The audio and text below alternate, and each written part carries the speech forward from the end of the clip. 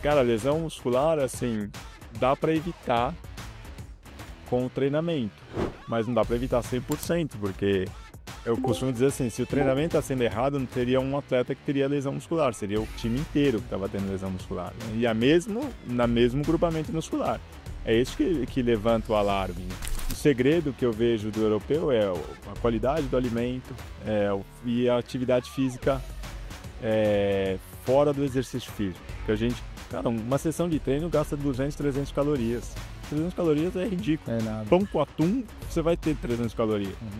Agora, onde que você vai ganhar gasto energético valendo? É andando, é indo no mercado a pé, subindo de escada, é assim que você ganha. Só que no Brasil, não dá muito pra você fazer isso. Sports Lovers.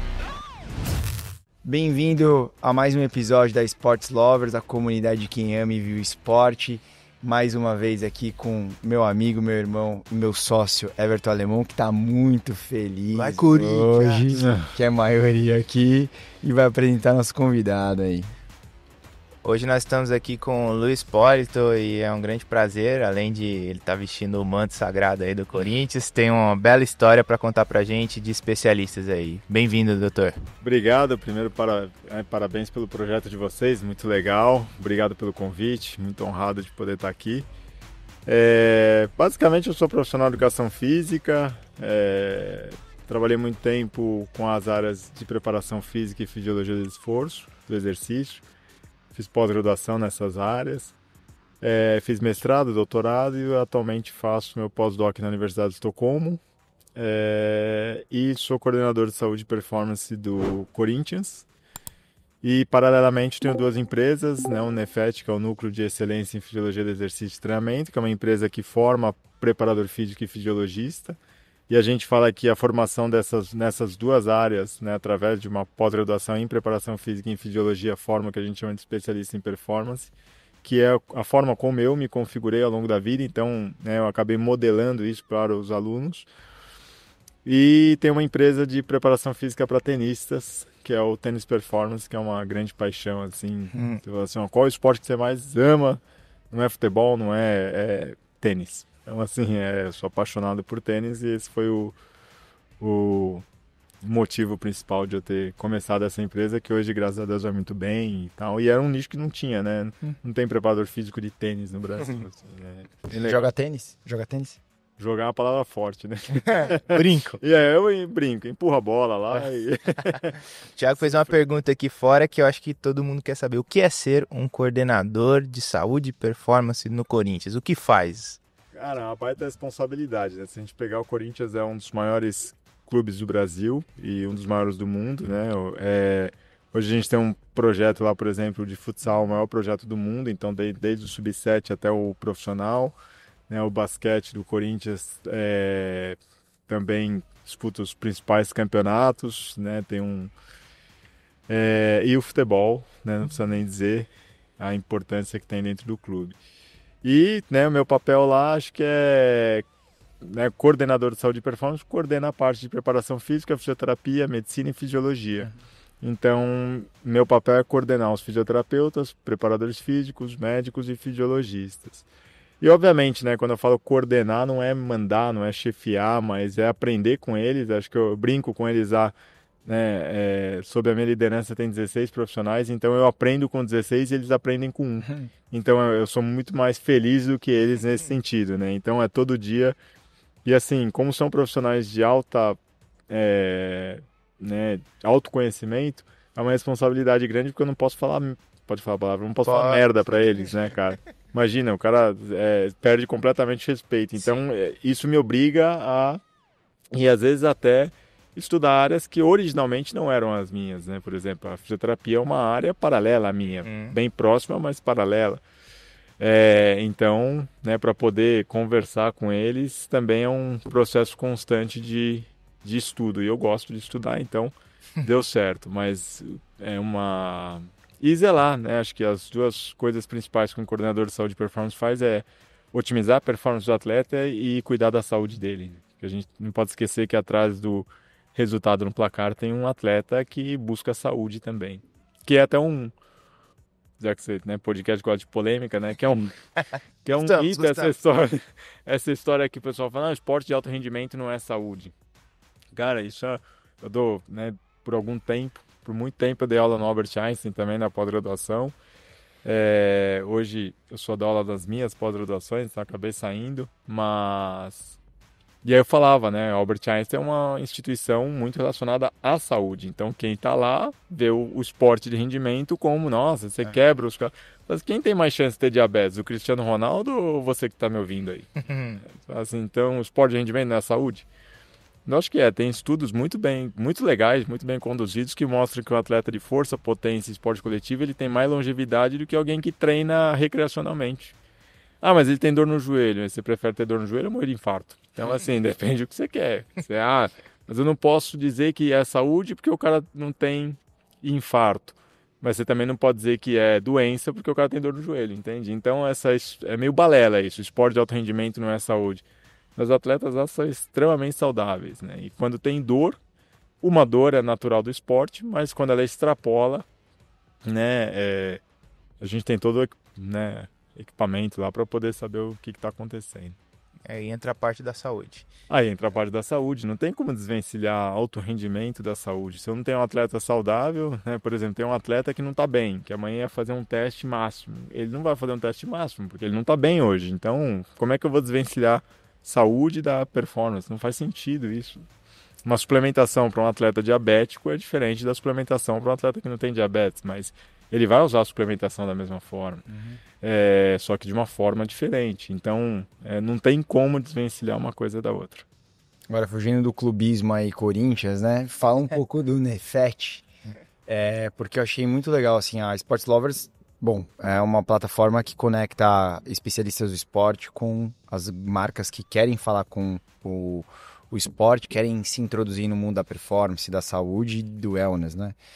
E você falou que aqui, antes da gente começar a gravar, a importância do Nefet, que se você hoje forma especialistas, vou colocar assim, como que funciona, de onde surgiu a ideia do Nefet, de onde foi o insight? Porque a da parte do tênis a gente sabe que é da sua paixão. Da paixão. Cara, eu dei aula na universidade por muito tempo, né? Por uns 15 anos, e eu percebia que cada vez mais as mantenedoras estavam querendo interferir no trabalho do docente com a pseudo-desculpa de que isso melhoraria a qualidade da aula. E óbvio que não, porque existe uma coisa filosófica na universidade que é a liberdade cátedra, né? Que o livro docente não tem, ele segue uma apostila hoje como se fosse um telecurso 2000. Então foi, não vai rolar para mim. E eu dei aula em pós-graduação no Brasil inteiro e eu mando bem dando aula. Eu gostava de dar aula e os alunos entendiam quando eu dava aula. Eu falei, cara, eu vou criar uma empresa de educação, porque eu sou apaixonado por educação. E aí eu comecei com um curso X lá de periodização. E aí tem um aspecto financeiro também, acho que em um dia eu ganhei o que eu ganhava um ano na universidade. Eu falei, cara, vou dedicar nisso aqui, vou fazer um negócio legal para os outros e vou fazer um negócio legal para mim. E que você gostava também. Que eu gostava pra cacete, né? Eu adoro dar aula. E aí eu criei o Nefet com vários cursos lá dentro. Aí a gente começou com um curso livre, curso de extensão e coisa e tal. Só que a coisa foi evoluindo e quando eu acabei migrando para o Corinthians, né, meio que virou a chave na minha cabeça. Falei, por que eu tô aqui num departamento onde tem médico, onde tem... O que me configurou para poder estar aqui? Coordenar a saúde e performance. E pelo que eu vi e pelo que eu vejo na minha experiência, porque eu tive um cargo parecido no São Paulo Futebol Clube, há bastante tempo atrás. Meu time, né? Trabalhei lá. E aí eu falei, pô, acho que as minhas experiências vieram de entender bem a fisiologia do exercício e a preparação física.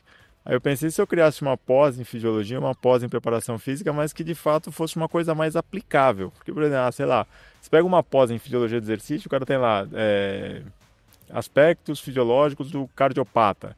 Mas o fisiologista, ele não vai trabalhar com cardiopata, ele vai pegar lá o cara que vai trabalhar com cardiopata, é o cara que faz uma pós em grupo especial. Falei, não, o fisiologista ele tem que saber como ajustar o sono do cara, como o cara vai viajar para o Japão, como que ele faz esse ajuste. E aí eu comecei a criei os dois cursos. E aí a gente vendia esses cursos separados. Eu falei, não, vamos parar com isso também, vamos fazer um especialista em performance, é o cara que tem as 2 pós-graduações. E aí a gente é um título de especialista em performance, mas são, na verdade, 3 títulos, porque ele tem a pós em fisiologia, a pós em preparação física e o título de especialista em performance. E aí a gente hoje, no Brasil, nesse ramo, nesse segmento, a gente é a principal empresa formando especialistas em performance. Então tem outras grandes formando pessoal do bodybuilding, pessoal da...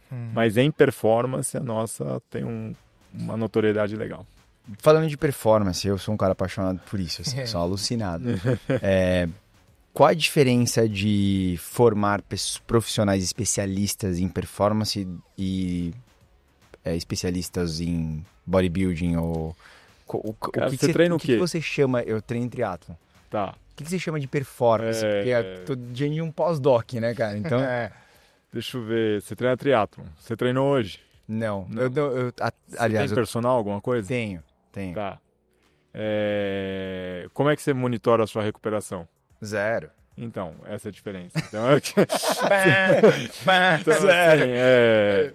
Por exemplo, esse relógio que você está usando é o quê? É o Garmin. Não sei qual o modelo exato, é o mas Fenix 5. ele tem o intervalo RR? Acho que tem, mas eu nunca usei isso. Então, essa é a diferença. Vou fazer um curso. Não, mas é assim, o especialista em performance, ou o profissional que é especialista em performance, é ele que vai ter a responsabilidade de pegar esses dados.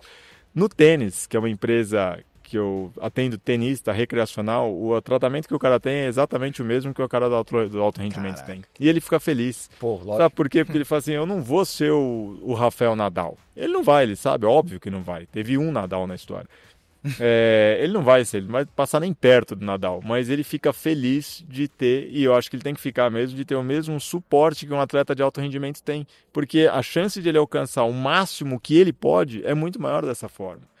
Então, eu acho que, e aí é uma opinião minha, pelo que eu conheço do mercado da educação física, é um mercado que eu conheço bem. Esse negócio do personal, do cara controlar o peso, a repetição, o exercício, isso já está batido.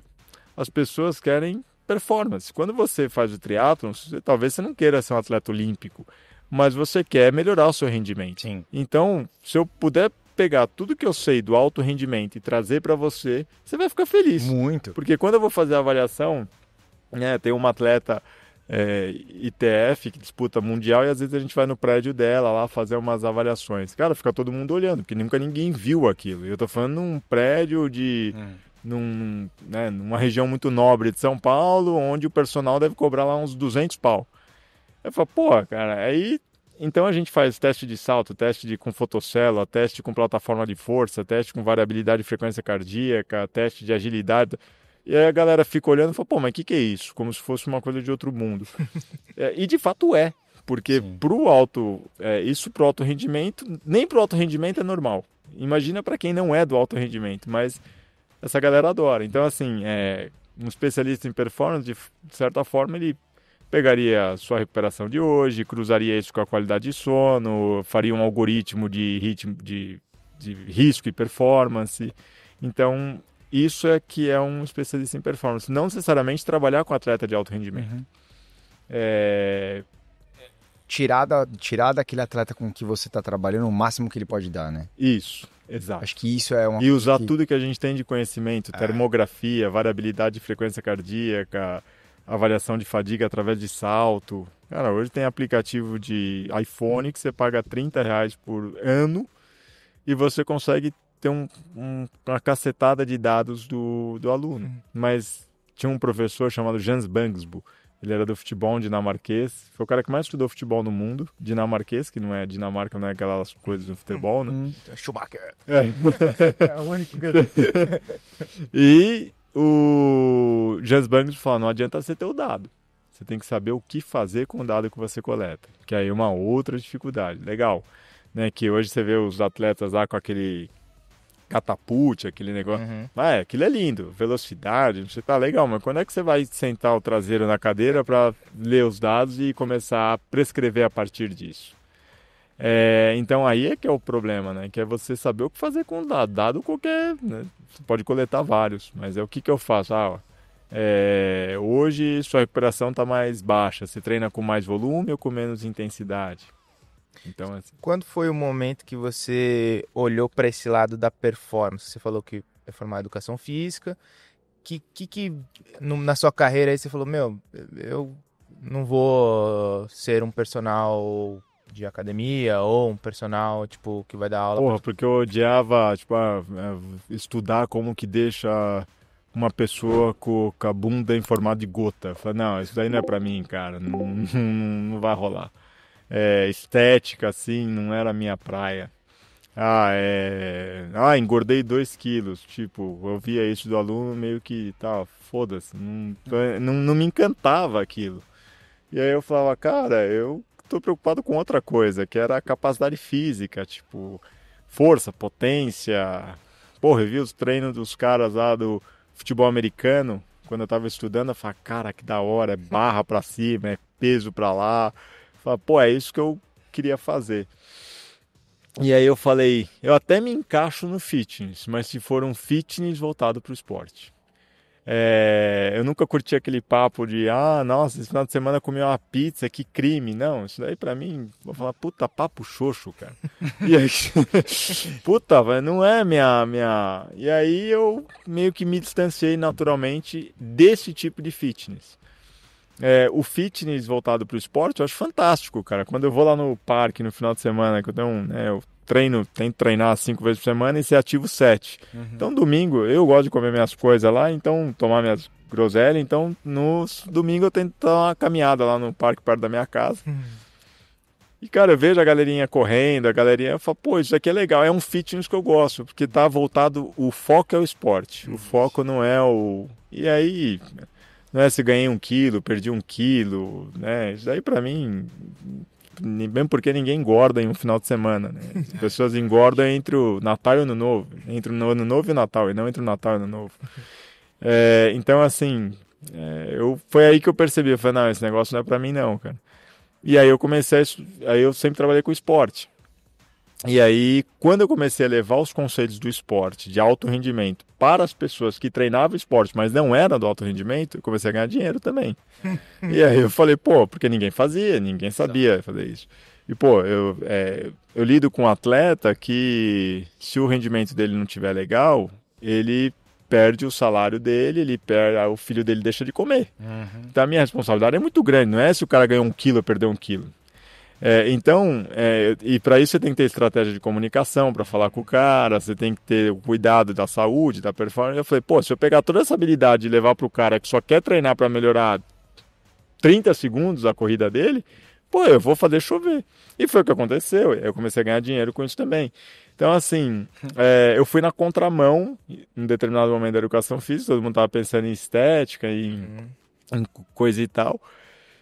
Que eu acho que é um mundo extremamente vaidoso também e não rola pra mim. Tipo, quem tá mais magro, quem tem o bíceps maior, foda-se bíceps, cara.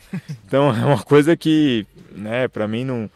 Cara, eu lembro de um professor que eu dava aula umas experiências que eu tive com academia, e o professor ficava levantando a camiseta pra passar para mostrar o abdômen. Eu falo, puta, cara, que coisa triste, né, meu?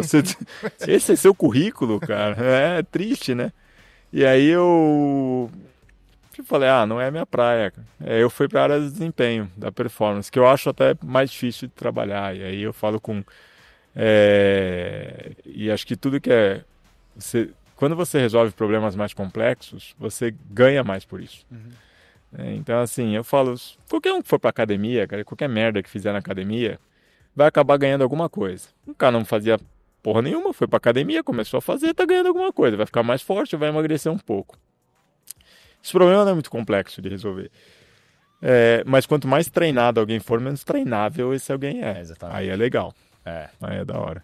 Eu lembro que quando eu tava evoluindo no triatlo, eu tive um problema, né? Seríssimo. Quebrei o fêmur no meio do Ironman. Caraca, de estresse. Ao que tudo indica. Mas aí depois fiz um monte de pesquisa. Fêmur? Fêmur, cara. Bem a cabeça do fêmur, assim.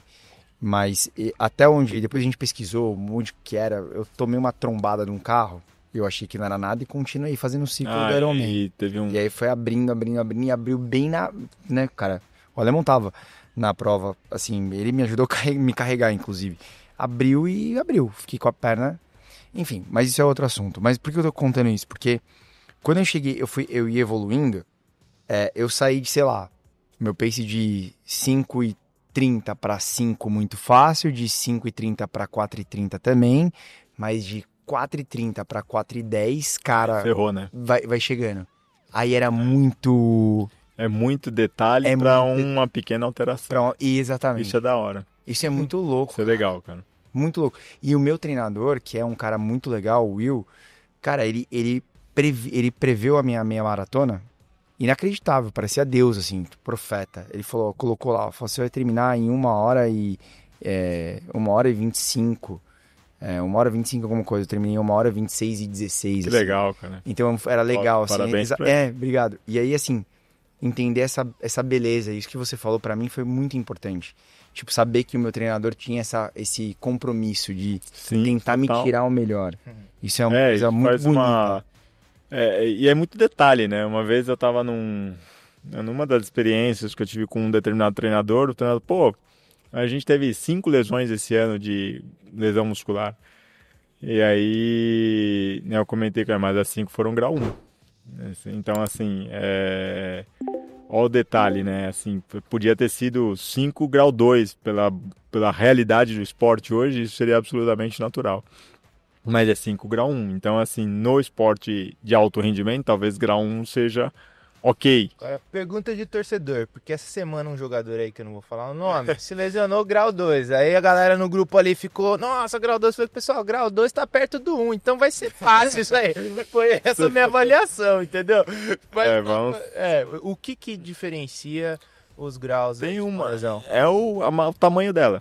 Então, assim, é o tamanho relativo à musculatura que foi lesionada, né? Então, por exemplo, lesionar um músculo como o quadríceps ou o bíceps femoral, por exemplo, ou o adutor, que são músculos muito envolvidos no futebol, no futsal, A famosa enfim. distensão. Ou pode ser distensão, e às vezes isso está relacionado com falta de flexibilidade, que a galera erroneamente chama de mobilidade, virou moda isso. Mas é flexibilidade, a capacidade física, né? Os russos, né, do balé lá de Moscou não vão falar você tem que melhorar a mobilidade, vão falar tem que melhorar o stretching, né? A flexibilidade. E no próprio Colégio Americano de Medicina do Esporte o termo certo é flexibilidade, não é mobilidade.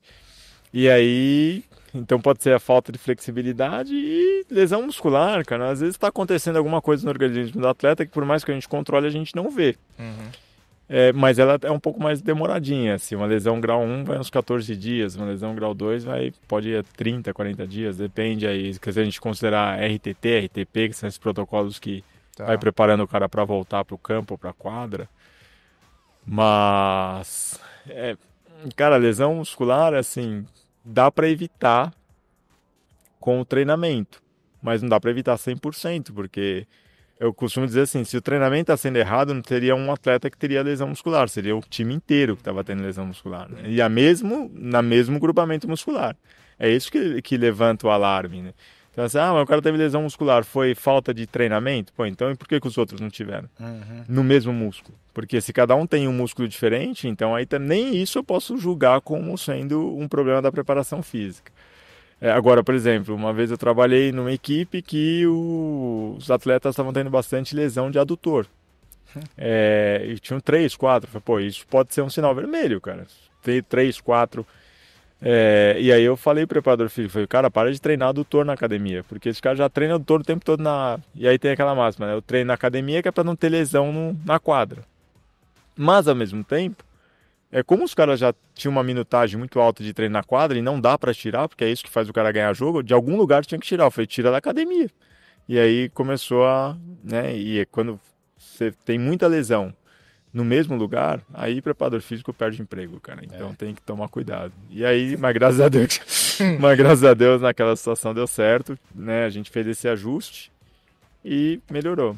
Foi por causa desse ajuste? Eu nunca vou saber te responder, porque para isso a gente precisaria do método científico. E o seu papel é coordenar, mas quem toma a decisão é o preparador físico, nesse caso, por exemplo, de uma lesão desse tipo.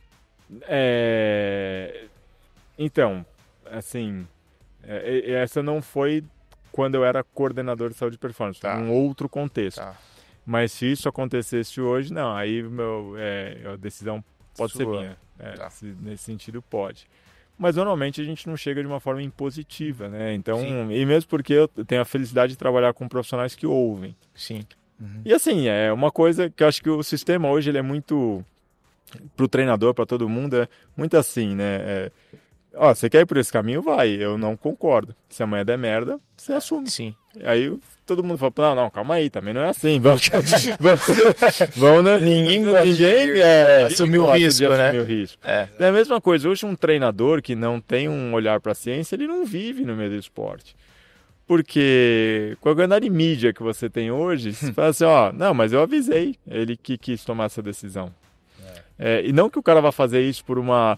Mas assim, cara, você tem um treinador que tem 5 profissionais, 6, 7 profissionais passando informação para ele. Não tem como ele negligenciar todas essas informações no esporte de hoje. Isso é impossível. Tinha mais naquela época da boleiragem, né? Joguei bola, foda-se o resto. Isso não existe mais. Hoje tá muito tecnológico. Antes de entrar na parte tecnológica, uma curiosidade. Como é que os caras do Tour de France, que são magrelos, cara, tem tanta força e potência, cara? Cara, tem um estudo bem legal Vou aproveitar mostra que esses caras têm mais longevidade, acredita? Eu acredito, cara. Eu tava falando pra minha mulher, ela falou assim, qual que é o esporte triatlo? Eu falei, cara, o esporte mais maluco pra mim. Interessante é o Tour de France. Isso é maluco. 20 ciclismo e a competição Tour de France. O Tour de France especificamente, né? O cara chega absurdo, lá... né, cara? E o cara é magrelo, cara. O cara não tem... ele tem mais força que os bodybuilding se empurrarem. Tem que perguntar isso pro Lance Armstrong. Vem aí. Tá convidado.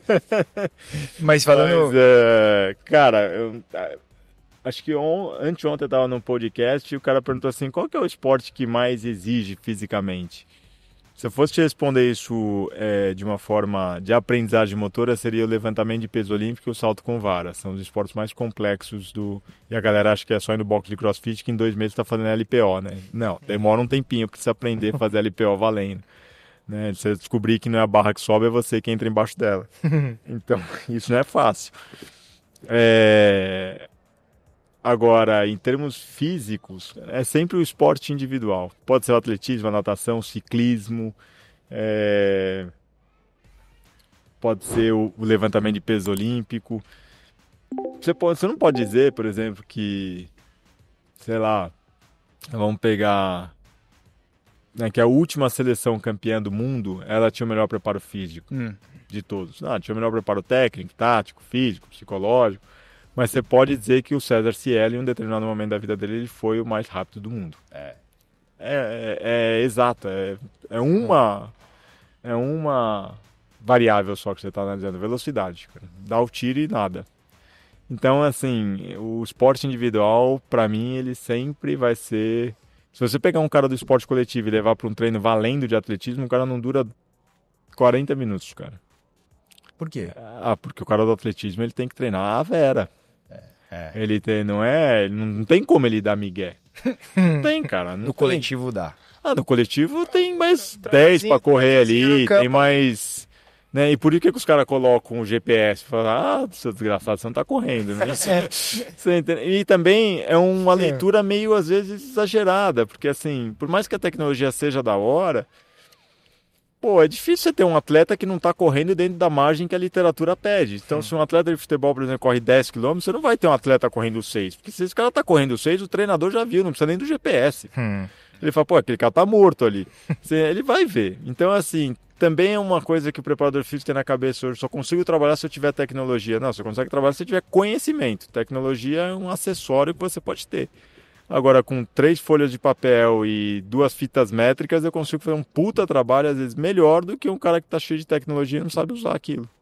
Você falou de tecnologia. Conta aí aquela história que você contou pra gente aqui da grande tecnologia do Gatorade. Cara, essa história é da hora. Tá no Gatorade, Primeiro Lugar na Sua Sede. É um livro da Gatorade, eu li lá atrás.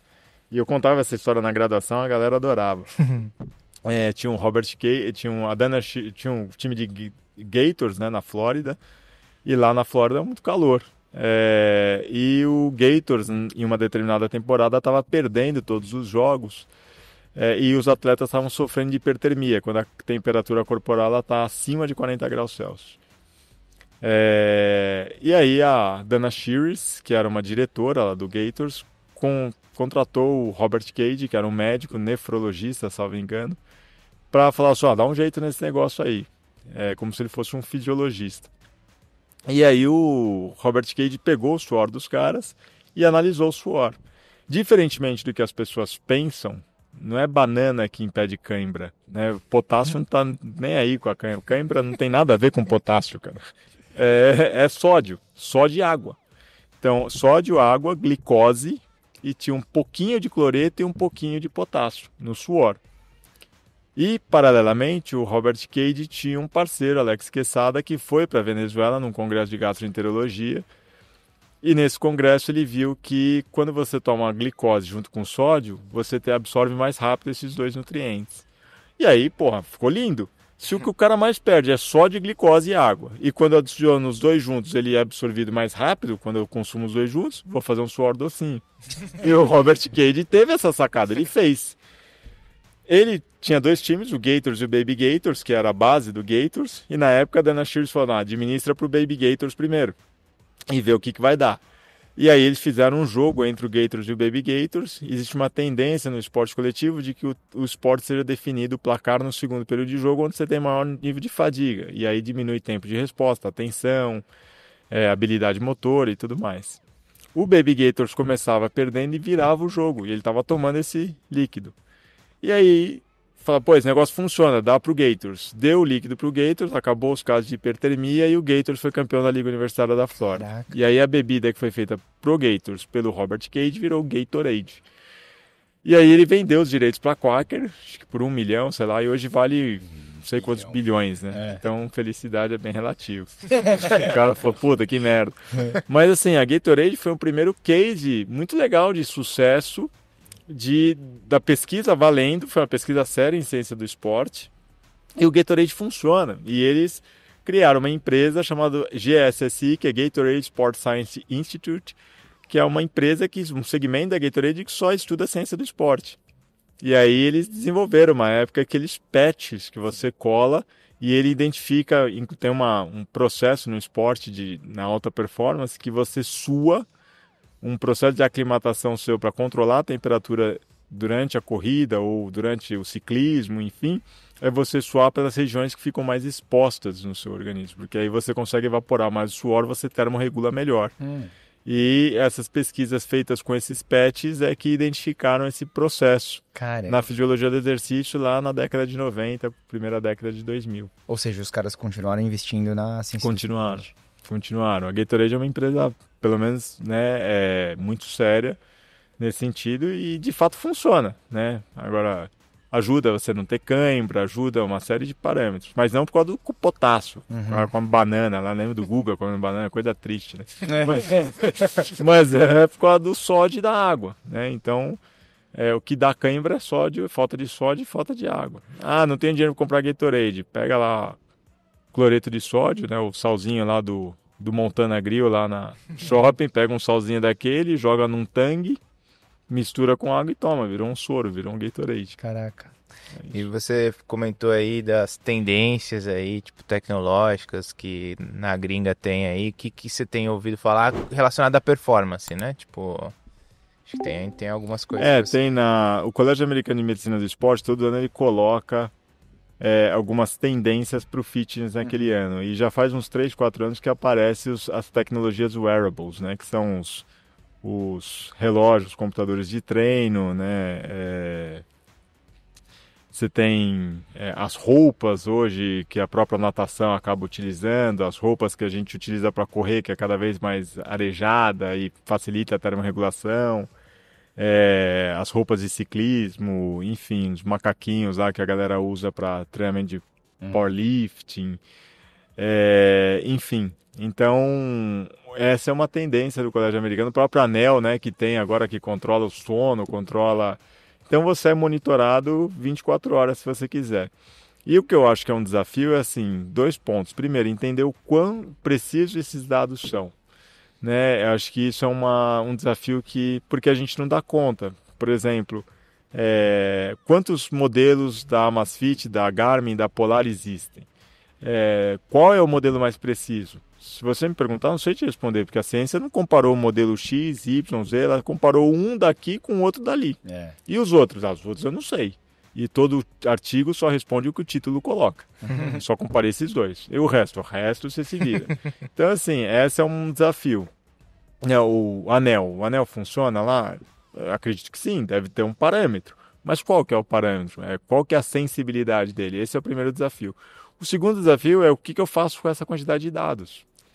Então, para a gente não ficar louco também, né? Porque o próprio atleta de alto rendimento, ele que é o cara mais disciplinado do mundo, pelo menos deveria ser, tem uma hora que ele não aguenta, né? É por isso que ele vai comer o cheeseburger, vai comer a pizza, vai extravasar, enfim. Mas como que eu controlo esse dado e como que eu torno esse dado uma devolutiva do seu treino. E para isso a gente precisa ir no conceito. E eu vejo que hoje o conceito é um problema muito grande entre profissionais da área do treinamento, seja personal, seja...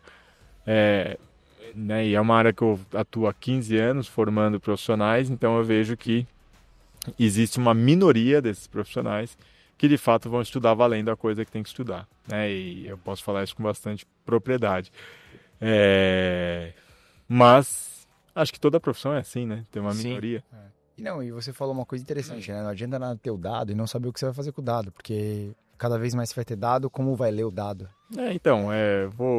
Tá, legal, você se recuperou mal e você comeu o quê? E você dormiu que horas? E, cara, tem um case bem legal, e esse case não é meu, eu tive a oportunidade de aprender, né?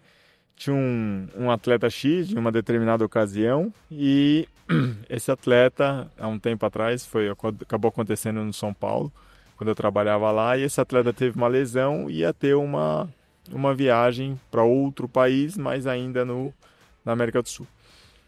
E aí, em tese, a viagem ia acontecer da data da lesão, uns 30, 20 dias depois, e a lesão levava uns 14 dias para cicatrizar. Então, tava ok, 14, viaja 20.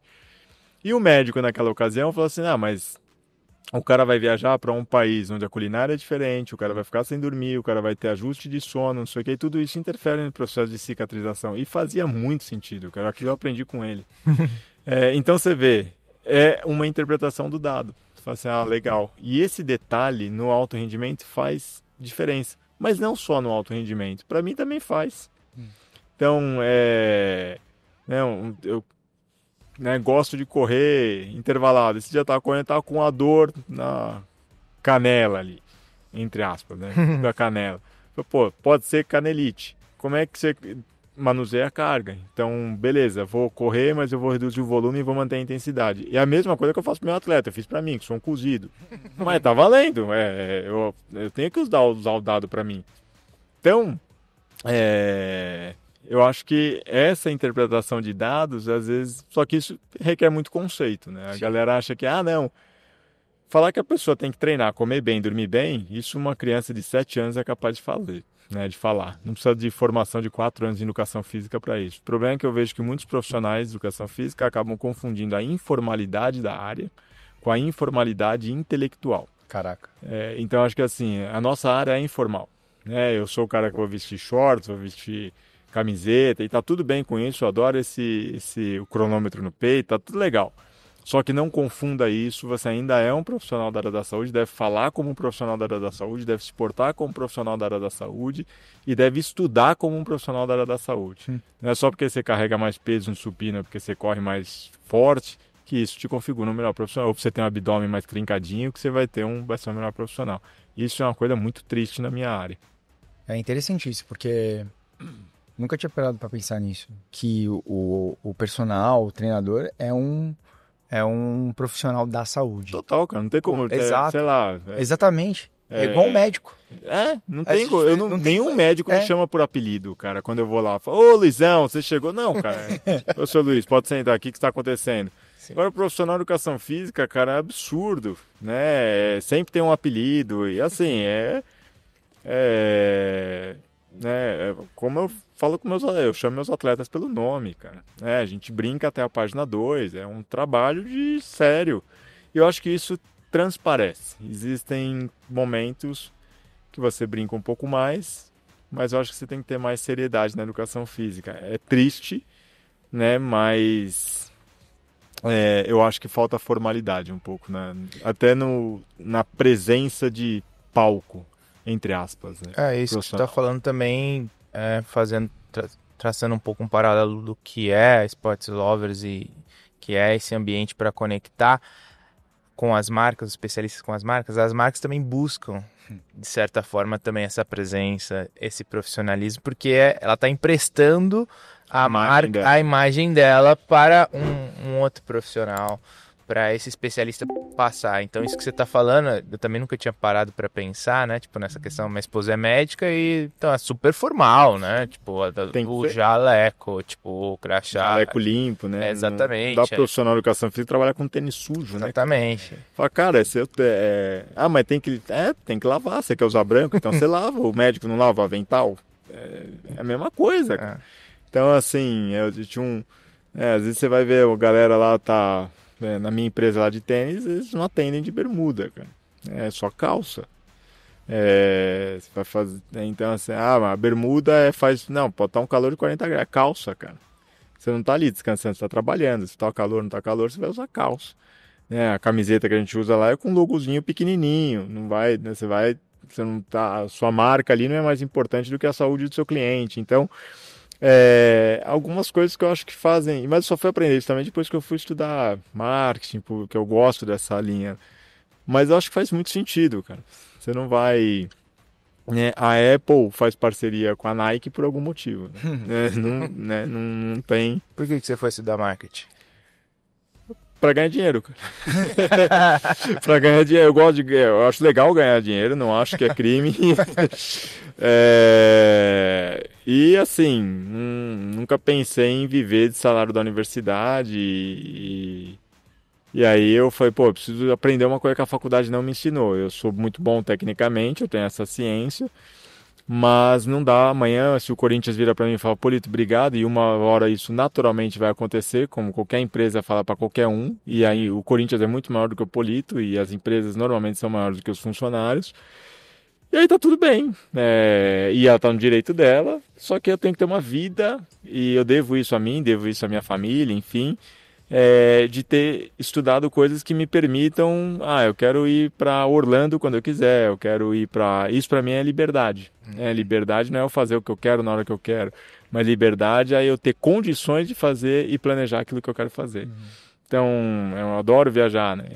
Então, eu quero ir para Paris, eu tenho condições de ir para Paris, não vou ficar, mas só que eu tenho que trabalhar para isso. E não é só o conhecimento técnico na área que vai me permitir um negócio desse. Então, isso que acabou me despertando para ter liberdade financeira, né? A liberdade de todo mundo, que não é dependente de entrar na banheira de gelo 7 horas da manhã e ficar fazendo meditação, né? Isso é algo muito além disso. Isso te faz bem, maravilha, acho legal. Mas não é entrar na banheira de gelo que vai te fazer rico, cara, né? Acho que é trabalhar. Tem problema com banheira de gelo? Tem problema com... Tenho, cara. Banheira de gelo é um tormento. Funciona. Não porra nenhuma. O pessoal tá tomando banho gelado papo psicológico. Não, é psicológico puro, cara. Não tem nada a ver. Tem um vídeo circulando, até fiz react desse vídeo, de um cara, ele fala tanta merda em menos de 1 minuto, cara, sobre banheira de gelo. Não, porque quando você entra, você vai ativar uma célula. Cara, aquilo é uma falam de fake news, né? Sei lá que porra de especialista é aquilo lá, cara. Hoje em dia mas hoje em dia na internet todo mundo fala o que quer, né, cara? Todo mundo fala o que quer. Mas eu acho que antigamente, nas revistas que a gente comprava pra treinar lá na academia, também o pessoal falava o que queria. Só que a gente era mais centrado. Hoje, cara, viraliza, ferrou. E aí, banheira de gelo, assim, não muda nada no seu organismo em termos de fisiologia. Então, a célula do sistema imunológico não muda, seu processo inflamatório não melhora, tá tudo... É a mesma coisa que água de salsicha. tá lá. Então, por exemplo, terminei lá de fazer meu treino longo, 4h30, aí eu vou lá num lugar ali que eu não vou falar o nome, gasto R$120 pra entrar na banheira de gelo, jogou fora. Pra recuperação. Você podia ter gastado numa coisa melhor, uma pizza, por exemplo. Exato, cara. Faz mais sentido. Tem 4 estratégias padrão ouro para recuperação, segundo a American College of Sports Medicine. Não é o Polito, antes que alguém me xingue. Água, você tem que beber 150% do peso que você perdeu. Caramba. Então, se você perdeu 3 quilos, você vai beber 4 litros e meio de água. Uau. E água é barato, você tem no bebedouro. Pizza, carboidrato. Você precisa comer, especialmente você que está com 4 horas de treino. É carboidrato. As 2 últimas são as mais legais. Netflix, que é o descanso mental, e sono. Caramba. Banheira de gelo não entra em nenhuma dessas. Banheira de Quer se gelo. recuperar? Vai pra casa. Água. Pega, né, come uma pizza, assiste Netflix e dorme. Ou seja, é o como perfeito. É o como perfeito. E eu falo isso pros atletas lá. Falo, cara, esse é o, né, eu tem atleta que gosta, porque passou a vida fazendo isso. Eu acho que tá tudo bem. Porque, cara, se pegar um cara altamente especializado, ele já criou uma dependência até psicológica daquilo. E tá tudo bem, aquilo vai melhorar o desempenho dele de alguma forma. Não fisiologicamente, mas vai melhorar. Não, talvez a sensação de sensação de tá entrando legal. de alívio, né? Tá tudo bem, não julgo. Mas teve um dia que ele tava até com o sol e falou, pô, mas então é só fazer isso mesmo? Eu falei, pô, acho que eu vou fazer isso hoje. Eu falei, faz, cara. E, então, assim, é o básico bem feito, né? Só que para estudar o básico bem feito, é o que eu falei, não é a opinião do Polito, tá no Colégio Americano de Medicina do Esporte. É um livro de difícil acesso que está em inglês. Então, as pessoas precisam sentar o traseiro na cadeira, ir atrás do livro, traduzir o livro, entender para te falar de uma forma que não fique uma xologia. Ah, então é só beber água e... Não, cara. Ó, tem uma fonte, tá lá. Não tô falando de... Então, assim, essa é a responsabilidade do profissional da saúde. Né? E eu volto a repetir, trabalho com atletas que dependem do esporte para viver. Sim. O esporte é a vida deles, né? O desempenho é a vida deles. Eu falo isso para eles. E funciona, cara. Funciona. O poder do pãozinho e da pizza. Aí, e o pão com geleia também funciona? O pão com geleia. Uma vez na faculdade, né? Eu falei pra galera, ó, segredo da Pausa. Temos que cortar ele, porque agora, né, Alemão, é o exemplo do poder de um especialista. Da influência de um exatamente, especialista. É um especialista. Escute o doutor Polito aqui falando essa história. Eu dava aula de fisiologia do exercício, preparação e treinamento de força na faculdade. E uma vez dando aula, tinha uma relação muito boa com os alunos. E eu falo, ó, cara, não tem nada que sinaliza melhor a sua proteína, a sua síntese proteica do que pão com geleia. É porque a geleia tem uma propriedade tal. E brinquei com os moleques lá. No dia seguinte, os moleques treinavam na academia da universidade, e o professor da musculação que ficava, pô, Polito, o que você falou pra esses caras? Eu falei nada. Ele falou, pô, apareceu 8 caras aqui hoje com pão com geleia. Eu falei, mas era de morango? A geleia tem que ter de morango. Não tem, então, assim, aí depois eu falei, né? Falei, pô, cara, vocês estão loucos, cara, vocês têm que ter mais crivo no que os outros falam, não é porque eu tô no palco aqui que o que eu falo você tem que acreditar. Você tem que me perguntar, professor, faz sentido? Onde é que você leu essa? Foi até uma lição para eles serem críticos, né? Falar assim, ó, onde é que você leu esse negócio? Me mostra a referência. Cara, tem um estudo bem legal, foi publicado na época da pandemia. E eles falaram, foi um cara tentou testar a fragilidade do sistema científico. Porque hoje você tem revista científica a dar com pau. Então, não é mais você ler um artigo, é você ler um artigo de uma revista boa, séria.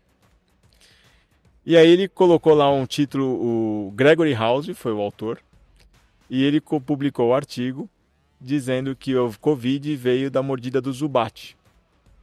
O Zubat é o Pokémon, e o Gregory House é o cara da série. E o artigo passou.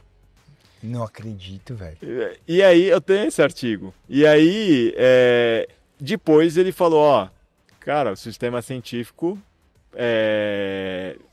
tem que acender um alerta. Porque como é que o House fala que o Covid veio da mordida do Pokémon e os caras aceitam o negócio e foi publicado? Então, assim, não basta, né? Eu consigo provar para você o que eu quiser a partir de um artigo científico. O problema tem que ser um artigo bom. Confiável. E aí tem várias canais para a gente poder testar E, isso. doutor, Nefet, então, vamos voltar nesse tema aí que você não terminou de contar. Quantos professores ou especialistas de performance você já formou aí nos últimos anos? Cara, teve mais de 10 mil profissionais lá dentro. Especialistas em performance, o número é mais diminuto, obviamente, né? Porque quanto maior o nível de formação, mais reduzido ali. Então, a gente está com mais de 500, mas esses mais de 500 em 3 continentes diferentes, em mais de 20 modalidades esportivas. E aí a gente tem alunos de diferentes instituições do Brasil, Comitê Olímpico, Paralímpico, Minas Tênis Clube, Carlos Barbosa, o próprio Palmeiras, o próprio São Paulo Futebol Clube, cara, tem da Roma, da Itália. Caraca. Tem uma galera bem legal, assim. E tem doutores também, assim, é muito legal. Tem doutores fazendo a pós-graduação, cara. Você fala, porra, cara, o cara já é doutor e tá fazendo a pós. Então, assim, é uma responsabilidade grande e para mim é uma felicidade grande, porque é como se fosse, né, um projeto que deu muito certo. E continua dando. E o Nefet, por exemplo, qual foi a sacada que você teve de construir ele para, por exemplo, pegar um doutor? Um cara que já estudou muito. Cara, foi não querer ser o maior. Isso legal. Isso eu sei. Quando eu falei que eu era uma das principais empresas, eu não falei maior. Eu não quero ter o maior número de alunos, cara. O Habib's vende mais esfirra do que o Almanara, talvez.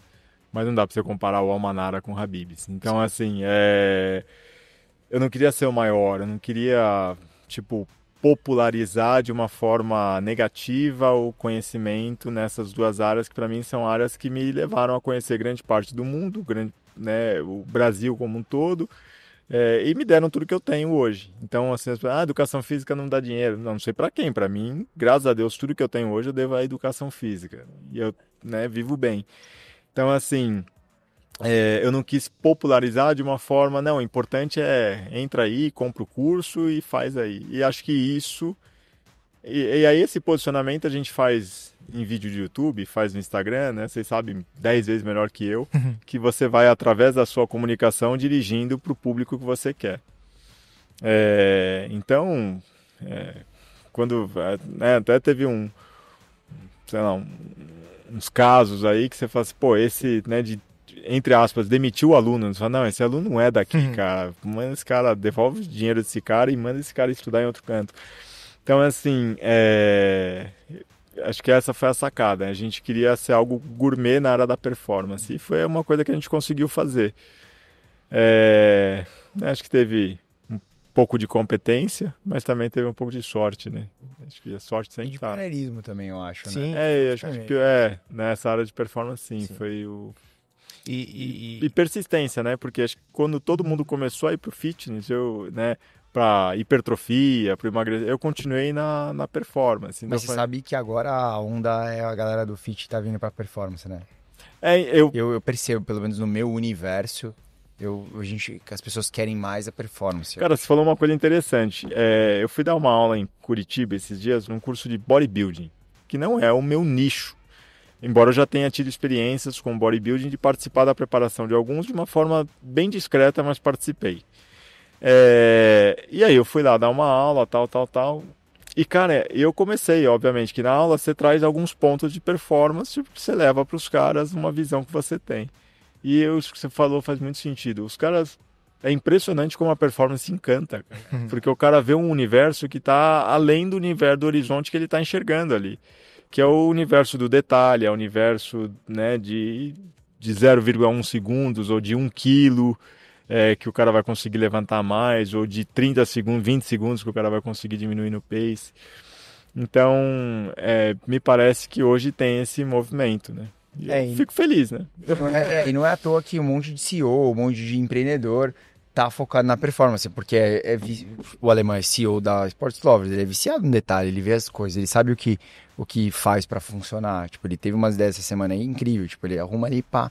Então, assim, acho que isso também tá cada vez mais atrai, ela é encantadora a performance. E falando em performance, falando em CEO, vou jogar a polêmica e o mito aqui da frase que acorda cedo e dorme tarde, e aí toda vez você falou aqui, não, que a importância do descanso para performance. Como que é isso aí, Polito? Puta, cara, é bem legal. Se for do ponto de vista de empresa, cara, eu tenho que assumir que eu durmo pouco. Porque, né, o Corinthians, o Nefete, o tênis, pô, eu fico meio doidão ali e acabo, às vezes, até estressado e acabo dormindo menos do que eu deveria. Para performance nem se fala, né? Um atleta de alto rendimento, ele deve dormir entre 8 e 10 horas. E já tem estudos bem controlados que mostram que se você dorme menos de 6 horas ou dorme às 8, mas de forma muito ininterrupta, você tem uma chance maior de desenvolver várias doenças cardiometabólicas, inclusive diabetes. Então o sono ele é crucial. Mesmo porque no sono que você tem a renovação das células, você tem vários processos que só ocorrem no sono noturno, né? Porque nós somos animais de hábito diurno. Né? Não tinha luz elétrica lá atrás, então a gente trabalhava durante o dia e dormia durante a noite. Tanto que quem trabalha à noite e dorme de dia tem um prejuízo fisiológico imensurável. Então, assim, do ponto de vista da performance, tem essa. Agora, de qualquer forma também, não dá para eu fazer a relação de causa e efeito que eu vejo que a galera, que os gurus do marketing digital hoje fazem de, eu tenho que acordar às 6 da manhã, jogar água no rosto, entrar na banheira gelada e, cara, não sei, se eu tô acordar às 6 da manhã e entrar na banheira gelada, eu morro, cara. Então, o que funciona para ele não funciona para mim. Então, assim, conheço caras milionários que nunca tomaram um banho gelado na vida, né? Então, assim, será que... Né, se eu pegar as principais famílias de São Paulo que são milionários, todos eles tomaram banho gelado, então tá fácil. Então, assim... Tem algum artigo escrito sobre isso? Os caras acham. Eles acham. Eu tô impressionado com esse negócio assim, inteligência artificial. Segundo o artigo. Exato. Isso aí foi muito bom. Você tem que tomar cuidado antes que os caras colocam lá. Cuidado, cara. Eles acham. Se você colocar qualquer merda e falar assim, me dá um artigo desse, ele acha. E assim, legal. Cara, eu passei minha vida aprendendo a ler vários artigos para ensinar uma coisa. Os caras em um para ensinar várias. Então, assim, é difícil. Mas, cara, então, o sono é importante, de fato. Agora, é muito mais importante que as estratégias, né? Essas outras aí que estão... Agora tá na onda da meditação, né? Todo mundo tem que meditar. Cara, eu acho que isso, para algumas pessoas é legal. Para outras pessoas não é. E tá tudo bem, né? Acho que o ser humano precisa de algumas necessidades básicas. Coma, durma, escove os dentes e tome banho. Tá bom, cara. Você faz isso, tá legal. E seja uma pessoa da hora. Acho que é isso. Não precisa você tomar banho gelado, banho quente. Cara, você passa a vida para pagar um aquecedor. Aí agora fala, não, agora eu não passo. Agora esquece, eu desligo o aquecedor, vou tomar gelado. Ô, doutor, uma pergunta que acho que é um bom corte. Qual é a rotina perfeita, média, de um atleta de performance? Seja do tênis, o que ele tem que fazer? Conta aí um pouco as 24 horas dele aí. Pô, é legal, cara. Vai dormir às 8, 10 horas por noite. Acorda, tem que tomar um bom café da manhã. Esse café da manhã tem que ser preferencialmente constituído de carboidrato. Então, pão,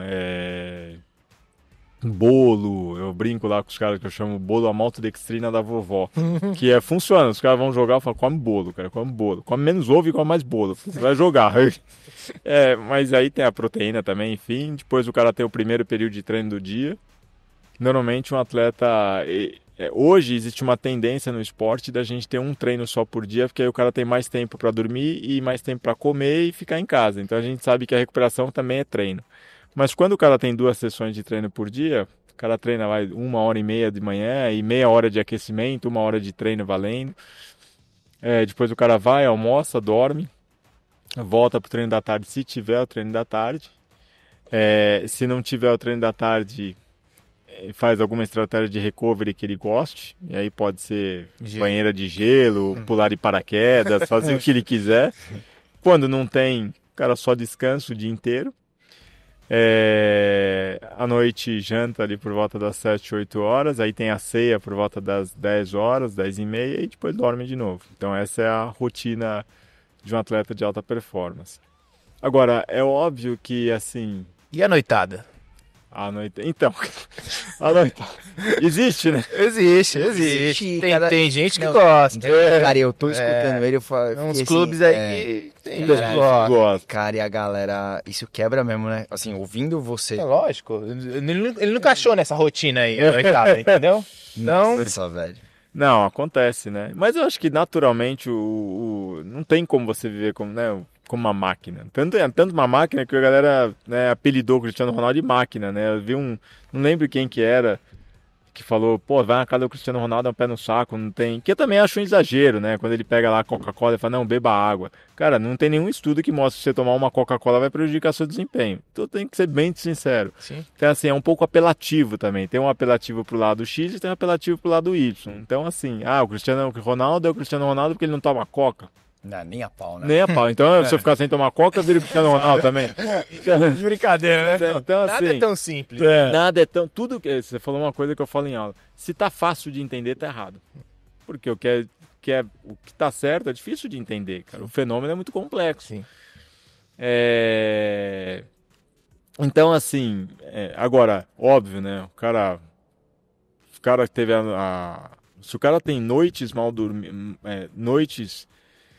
dormidas em sequência, ele pode aumentar a chance de lesão. Se ele bebe muito álcool, e não é beber álcool não tem problema nenhum o cara beber.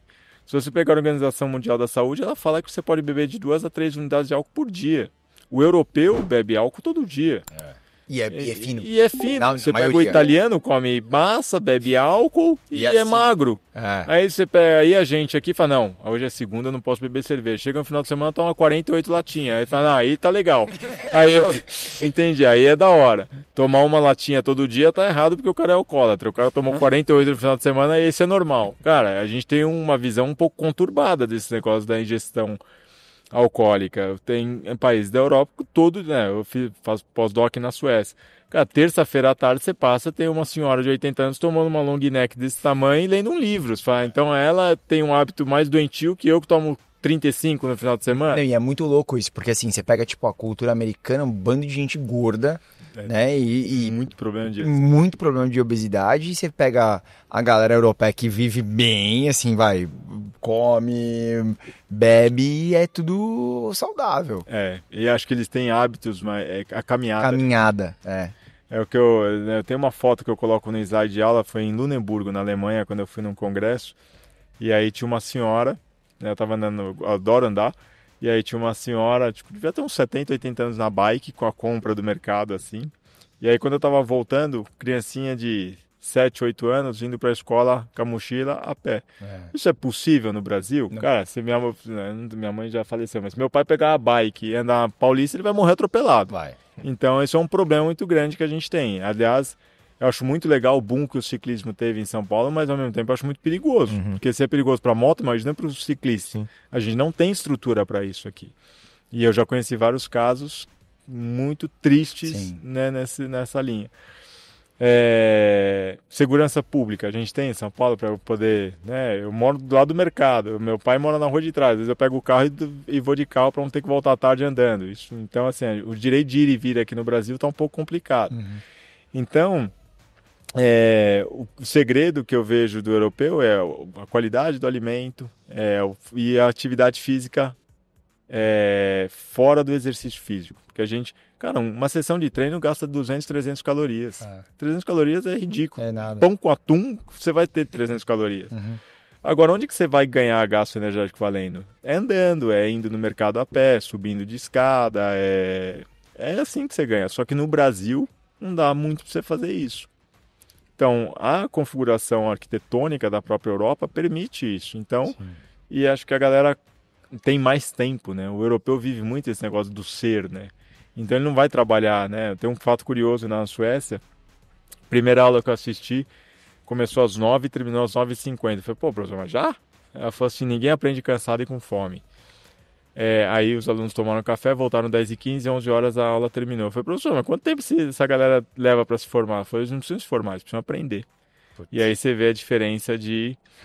E 3 horas da tarde, né, tinha um chileno lá que fez aniversário, todo mundo parou do departamento e tal, foram lá, tomaram um gorote. Falei, porra, mas no meio assim, tá valendo?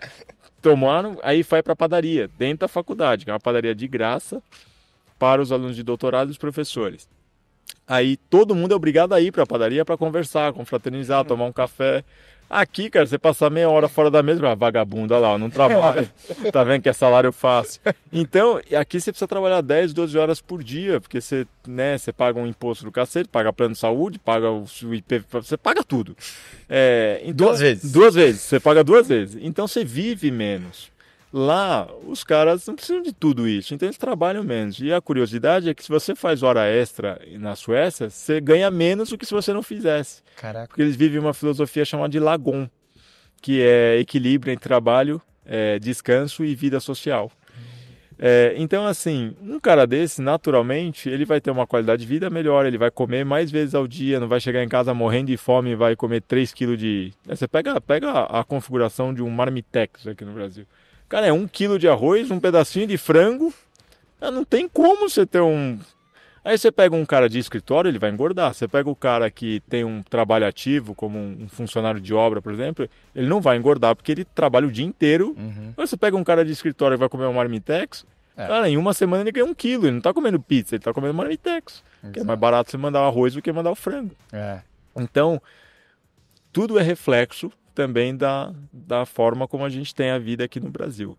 Doutor, a gente está indo pro final. O alemão sempre tem uma pergunta muito boa. Eu tenho 2 hoje. Então é isso aí. Primeiro queria que você já conhece Sport Lovers, enfim, a gente já conversou bastante por telefone. Queria que você falasse um pouquinho aí para os especialistas que estão se cadastrando na plataforma.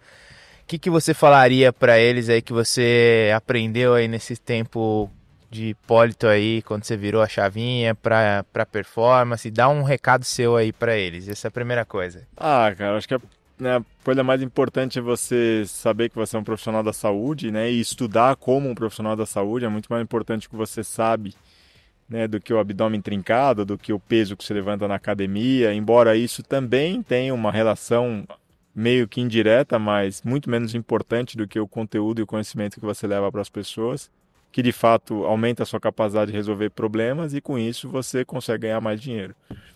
E aproveito também para dizer que o trabalho que vocês estão fazendo é muito legal, né? Porque o profissional de educação física, e eu tenho até uma mentoria lá que eu ensino os caras a terem um pouco mais de visão de business, de marketing. Isso que eu fiz com a minha carreira, eu ensino os caras para eles tentarem.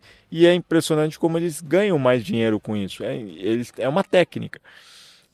E não é porque é guru, mas vocês sabem muito melhor que eu, o negócio, publicidade, marketing é uma técnica usada com um fim de rentabilidade, coisa e tal. E o trabalho que vocês fazem de conectar as empresas que buscam esses profissionais e os profissionais que podem rentabilizar com isso é muito legal. E além de ser inovador. Então, já deixo aqui minhas parabenizações aí para você. Show, obrigado. E a segunda, quem você gostaria de ver nessa mesa aqui? Também pensando nos especialistas, quem você conhece na sua carreira aí, que você falou, cara, esse cara vocês precisam chamar para estar aqui, porque acho que isso é ele... Pô, cara, essa daí é legal, hein? Eu sei que você tem bastante gente. Geralmente quando tem bastante gente, né, irmão? Vamos pegar uma pessoa. Vai. Uma só. Eu não... E pode ser de outro clube, tá? Não tem, sem clubismo. O cara já trabalhou no meu clube. Cara, eu vou falar da minha orientadora de doutorado, que foi a professora Regina Brandão. Ela trabalhou com o Felipão, com o Bernardinho, com o Zé Roberto Guimarães, trabalhou com o Pelé. Cara, só a gente. Ela conversa de esporte como a gente conversa de, sei lá. Ela foi ela me falou uma frase quando eu me formei doutor. Ela falou assim: Hipólito, toma bastante cuidado com o título de doutorado, que doutorado não é um título, é um modo de vida. Porque como eu sempre gostei muito de rock, eu tinha um quê de informalidade muito grande em mim também. Isso que eu falei, eu também vivi, de ser muito informal, E a Regina me ajudou a me moldar nesse sentido. Então, né, ela foi como se fosse uma mãe acadêmica, assim, para mim. Então, caraca, é uma pessoa que agora acho que ela se aposentou, segundo ela, vai tomar vinho e conhecer o mundo, né, além do que ela já conhece. que eu acho também que é um puta planejamento de carreira legal, né? A gente Você poder falar isso, né? A gente coloca vinho pra ela na caneca. Pode vir. Tem que ser vinho, cara.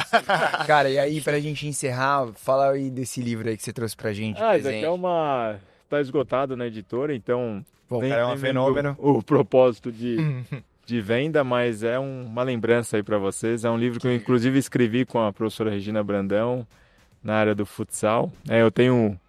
Eu cumpri algumas etapas da minha carreira, então uma delas que eu queria era produzir um livro em cada área da educação física. Que legal. Então tem esse de futsal, tá vindo um outro de uma outra modalidade esportiva. Boa. E eu tenho um na área da saúde, que é pressão de exercício para grupos especiais. E tem um na área da educação física escolar também, da época lá atrás que eu dei aula na educação física escolar, então eu consegui dar uma contribuição para cada linha da educação física. Que legal, cara. Então... Tirando a sua camiseta do Corinthians e você trabalhar pro Corinthians, você foi espetacular. Foi um prazer te Essa é a melhor conhecer. parte. Pra você, né, pô? Mas tá tudo bem, a gente trouxe outro amigo que era de São Paulo, então tá tudo certo. Batamos. Exato. Obrigado, Vitor. Obrigado, eu que agradeço. Muito obrigado pelo convite, fico à disposição e um forte abraço. Valeu. Então, Obrigado. Só lembrando, siga a gente nas redes sociais, @SportsLovesOficial. Vai passar a tarjinha aqui. E até a próxima. Sports Lovers.